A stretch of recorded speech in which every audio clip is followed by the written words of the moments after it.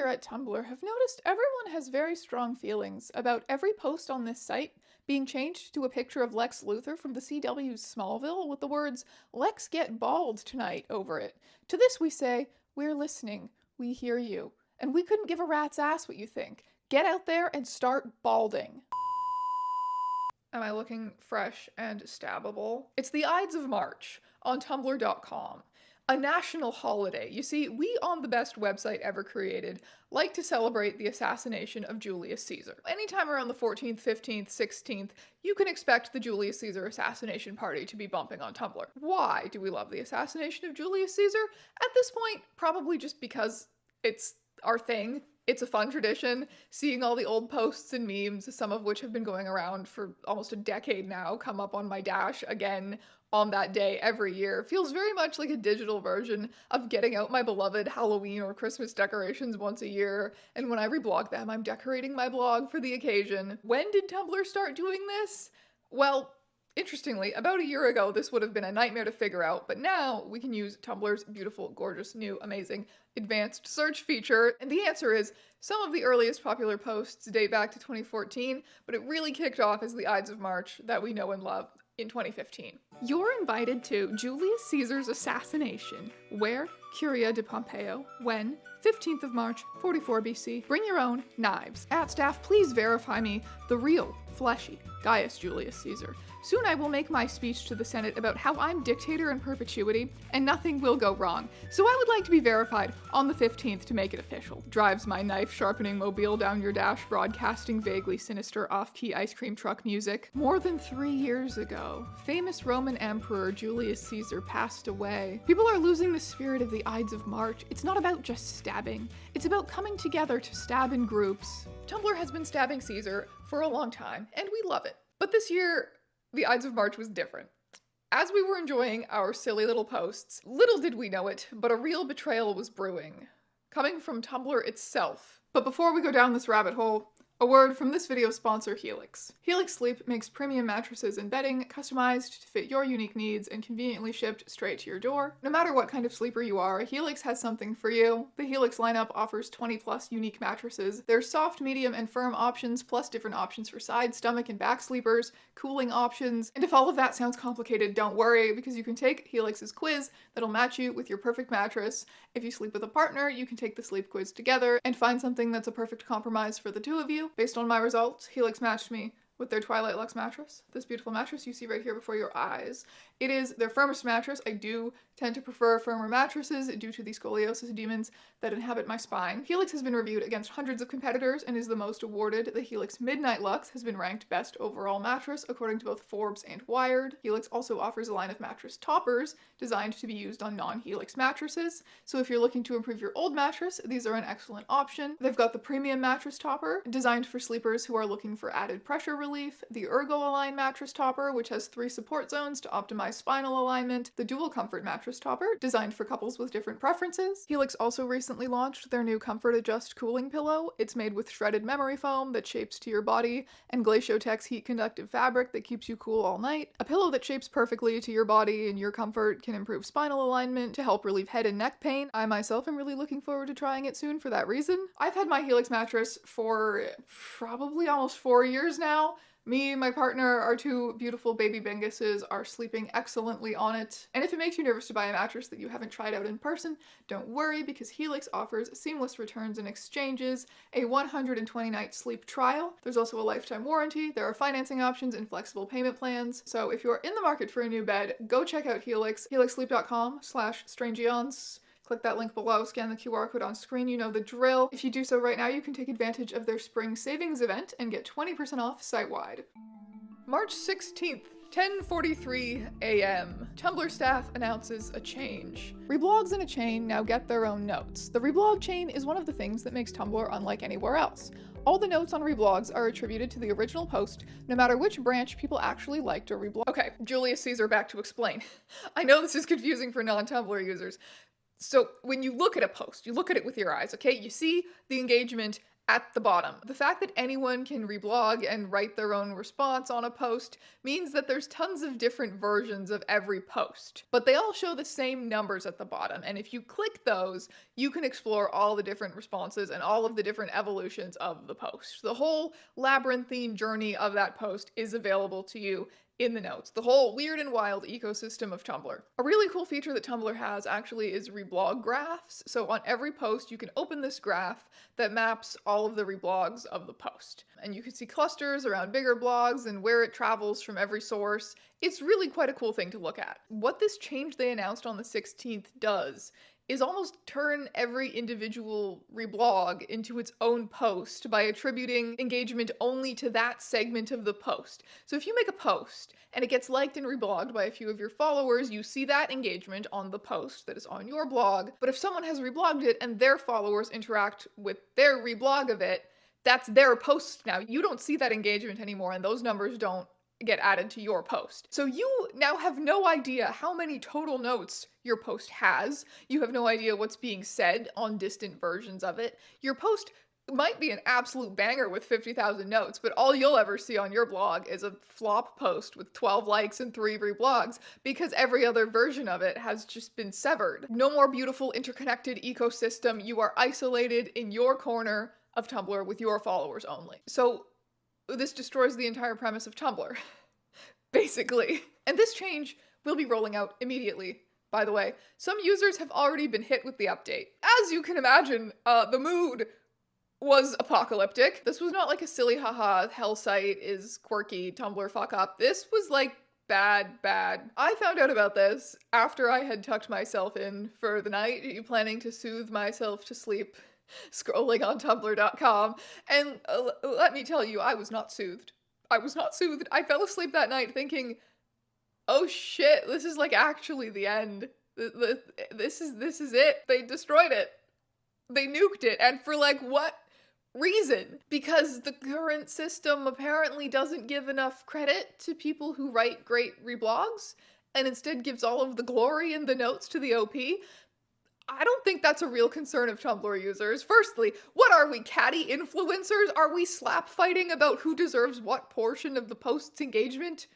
For why? So that we can negotiate sponsorship deals for our Tumblr blogs? No one is doing that. Tumblr users know that when we see a really high note count on a post, it's probably great because it's a conversation between different people. You know, the reblogger who kind of steals the show is not forgotten in comparison to the OP. And now you've solved this problem by making it much harder to have silly stranger interactions and weird conversations on Tumblr. You have ensured that that great post is probably never going to exist in the first place. Mice in your home now get their own doors. A door is one of the things that makes a building unlike any other structure. All the doors in buildings are intended for human use, no matter which species actually enter and exit. We want to keep encouraging cross-species interactions and give the smallest members of our communities the recognition they deserve. Soon, you'll be able to see, smell, and hear the mice in your home, and they will be able to see, smell, and hear you in return. Each mouse will have its own door instead of one large door intended to accommodate all visitors, and yes, you'll be able to welcome multiple mice through a single door. If a door falls into disuse due to illness, injury, or death, another mouse will be placed in your home. You won't lose mice just because they die. Past mice will stay in your home, including corpses. Removing all of those would be a lot. Obviously, Tumblr users are going to be joking even during the apocalypse, but people also wrote a lot of really thoughtful, in-depth posts detailing why this is, and I am not exaggerating, the worst idea in the history of Tumblr updates like ever. The system rewards accounts that have already established a large following at the direct expense of smaller accounts that actually produce the content. It transforms reblogging from a method of sharing into a method of acquisition. The platform is transforming a collaborative ecosystem into a standard social media feed, where the person who posts the content last, not the person who made it, reaps the rewards. One of the things that makes Tumblr great is that follower counts aren't visible and don't matter that much to people. And yes, bigger blogs have always had the power to elevate posts to larger audiences, but I think it was good for the ecosystem and the community that wasn't quite visible or obvious in the numbers, whereas this change makes having a lot of followers much more obvious and a much bigger deal, because if you're the big blog, your version of the post has all the engagement tied to it, even if all you've done is add lol or cool. When I was posting about how fucked up this is, I had some passive-aggressive people show up in my inbox saying, well, you're gonna be fine because you have a lot of followers, so it's not gonna change your experience of Tumblr that much. If all I gave a shit about was validation from followers, don't you think I would be on Instagram or some shit? I love scrolling through my notes on a Tumblr post and seeing that it has traveled far enough that people are just referring to me as OP because they don't know. They don't know who I am. I'm anonymous now. The fact that post notes, as they have been since the beginning of Tumblr, have that ability to connect people that's like the whole point. Also, with this change, artists, writers, other creators are going to see the engagement numbers that they're used to plummet overnight, and guess what? That's going to be depressing for them. It's going to cause another mass exodus of creators from this garbage place when it becomes impossible, or at least a lot harder, for them to keep track of who's enjoying their work, what kind of conversations are happening around it. And then what if there's people sharing their work around who don't like it? This is going to make it so much harder to track the source of harassment campaigns. March 16th, 7:04 p.m. It's very clear that you all have strong feelings about Tumblr and about this change. We hear you. The passion people have for how Tumblr works is one of the things that makes this place special. As this rolls out over the next few days and you explore it, we'll keep reading your replies and reblogs, so please keep sharing your questions, concerns, and ideas. Oh, and did people ever tell them? Oh, they got told. Tumblr is like our elderly dog, and when she makes an especially scary cough, we apparently think, oh god, it's the big one. What we wanted, boops but with knives for the Ides of March. What we got, the worst UI change in the history of Tumblr. What we wanted, something to celebrate the assassination, the betrayal, a knife in the back. What we got, betrayal? A knife in the back, even. Well, okay, when you put it like that, I guess you deserve all the notes on my post. Looking back into the history of my fuck staff tag, because today's big announcement has me stewing in anger, and I encountered a change from a while back where they removed profile pics for some dumb reason, and the uproar was loud enough to get the decision reversed. So yeah, send those feedback tickets, make a fuss. They've reversed course before, no reason they can't do it again. It's true, there are multiple examples of Tumblr staff making changes, and the backlash being bad enough for them to reconsider. By the morning of March 17th, there was almost 200,000 angry comments on the post, and we had broken Tumblr's support page form. I was guilty. I did link the support page form and make it my pinned post.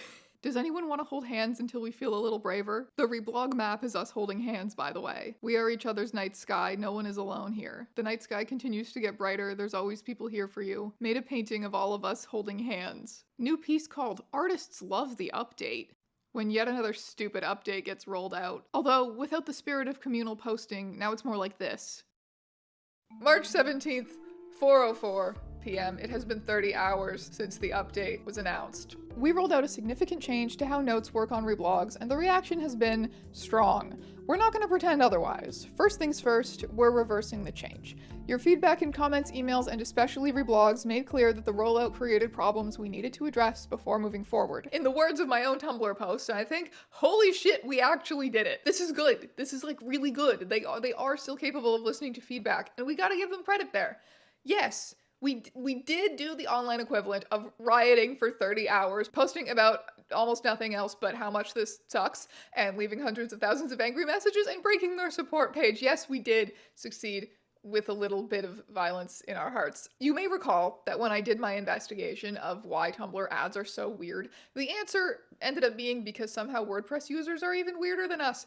I interviewed a former Tumblr employee by the username of Sreegs. He worked there for a few years in the Yahoo ownership era, which is a while ago now, but he still understands the way Tumblr works on the staff side of things a lot better than a bunch of flailing, panicking users. On March 17th, as he found out about this update, he wrote, LMAO, it's all fucked. So that's good, that's encouraging. He also wrote a lot more than that, and it was interesting. So I decided to reach out again and see if he was interested in discussing how and why this might have come to be perceived as a good idea inside of Tumblr when it is in fact the worst idea.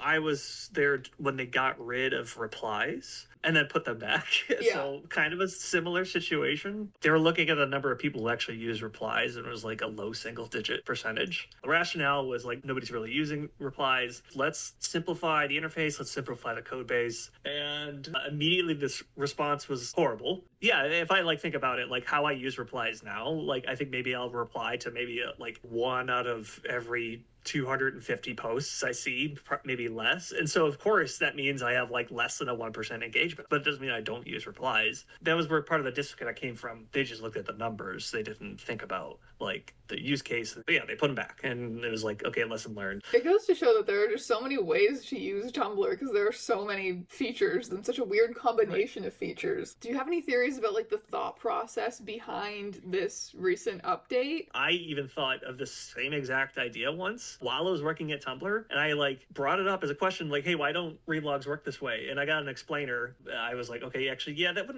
not be a good idea to do this. It would be completely uprooting exactly how Tumblr posts work. I can just imagine that like somebody had an idea.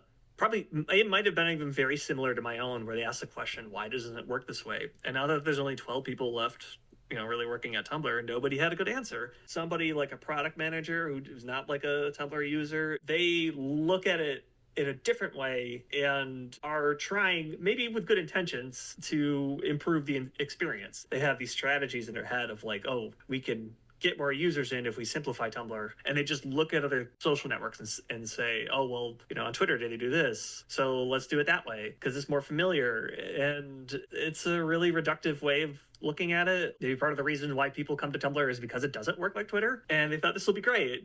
People will now when they reblog something and they post a hot take on another post, they'll get all the notes that they deserve. I've been in like a scenario where I reblog something and I add something funny to it, and that ends up being like the most reblog version of the post is with my comment on it, and I never thought, oh damn, I wish I got those notes. I wish I got it. Like Tumblr notes don't mean anything, and that's why Tumblr is fun. They don't. If you get a bunch of attention, if you get a bunch of notes, you just want to delete the post. Yeah. It has a bunch of notes. Luckily, ages ago, they added the ability to like mute notifications on a post, which has been, I use that all the time. Tumblr clout is an annoyance and nobody wants it. It goes back to why Tumblr is hard to understand for these product teams, why they don't understand Tumblr. Like, why don't people want notes? It's because it's just like, it's different. People don't care about like ratio here. Like, you're never going to get a sponsorship or anything by getting a bunch of notes on a Tumblr post. The notes they're devalued. Like a currency gets like really devalued and it costs like $1 million to buy a loaf of bread or something like that. That's what notes are. They're just worth nothing. If there was like a currency conversion exchange for like notes between like Tumblr and Instagram and Twitter and stuff, like nobody would be buying Tumblr notes. No. No. In the case of this recent update, in the case of the replies thing, like, staff is actually open to feedback from users, and I don't know, that's just another thing that makes Tumblr really unique. So I'm curious, how would you characterize the relationship between Tumblr users and staff, since you have been on both sides of that? It's hard for me to say how it is right now, but when I was there was a core group of people dedicated to understanding Tumblr, not because they were tasked with doing it, but because they genuinely loved using Tumblr. There were some misses and decisions and misunderstandings, but it was from a place that was like genuinely trying to like improve the environment. And so I think that's why Tumblr would respond to feedback. It is good to see that they will respond to pushback, even now with their current skeleton crew. You've probably seen various Tumblr upheavals over the years, beef between staff and users and various updates, and it feels like Tumblr users are just perpetually upset about changes, and it feels like there's always something. But to me, this felt like probably one of the most extreme backlashes from the Tumblr user base I've ever seen. Would you agree with that?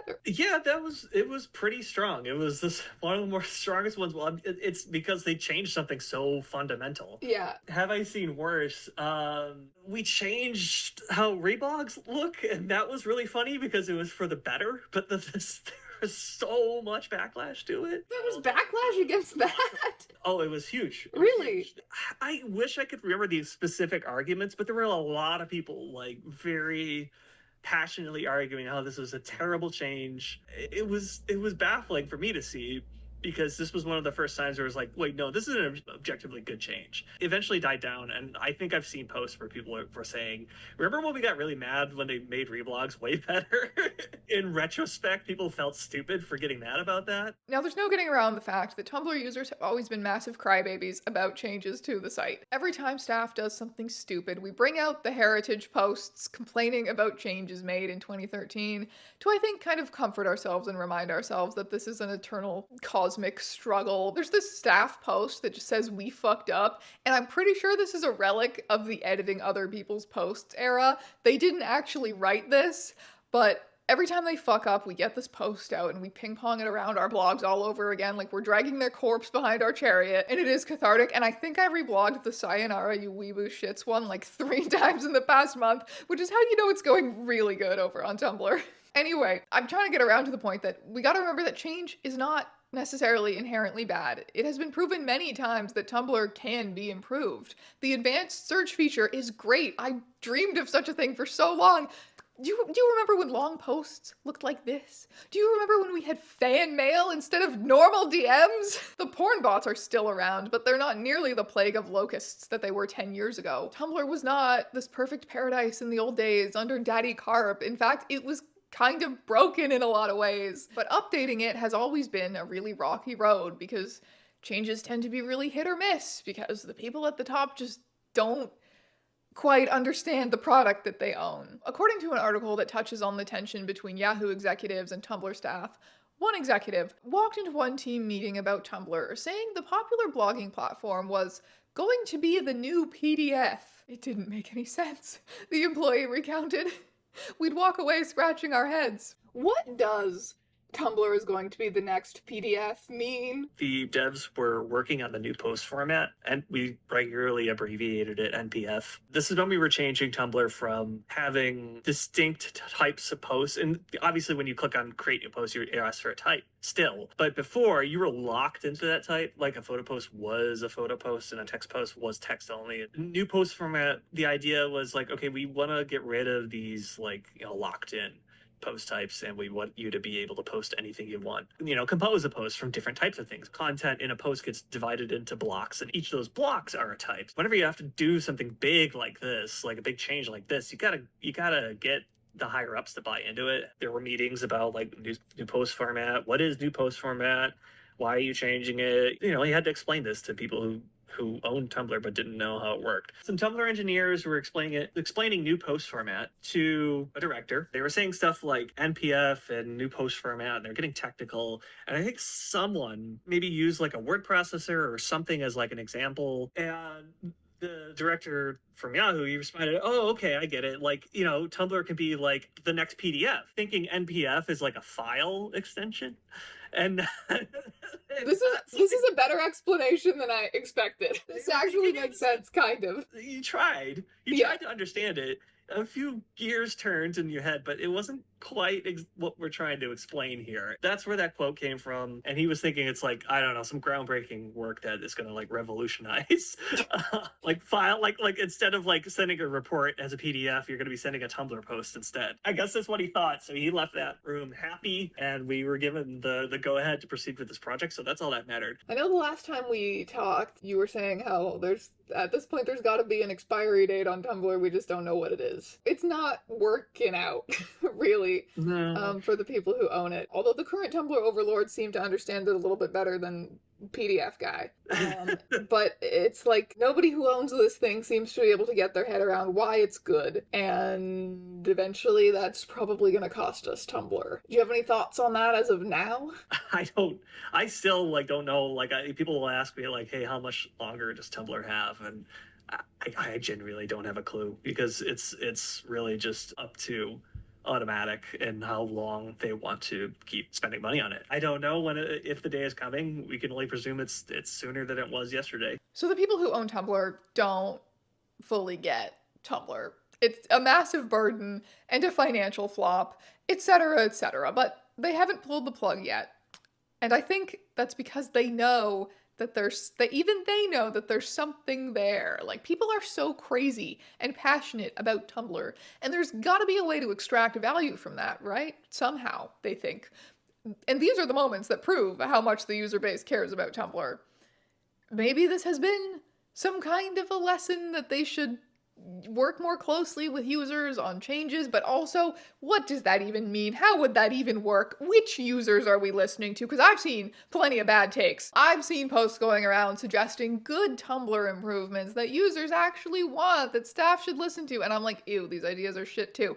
I don't want to be able to emoji react to Tumblr posts. Staff thinks this place needs to become Twitter. My mutual-in-law Rebecca thinks it needs to become Discord. I'm slapping everyone's hands away. In conclusion, I don't know. I don't know how Tumblr digs itself out of this hole. I don't know if there can be a version of Tumblr that is both profitable and still has the Tumblr stank on it. I'm just some guy dressed as Julius Caesar in my living room. Anyway, that's been our update on the impending mortality of the only website I enjoy going on. Thanks so much for watching. I'll see you in another strange very, very soon, my friends.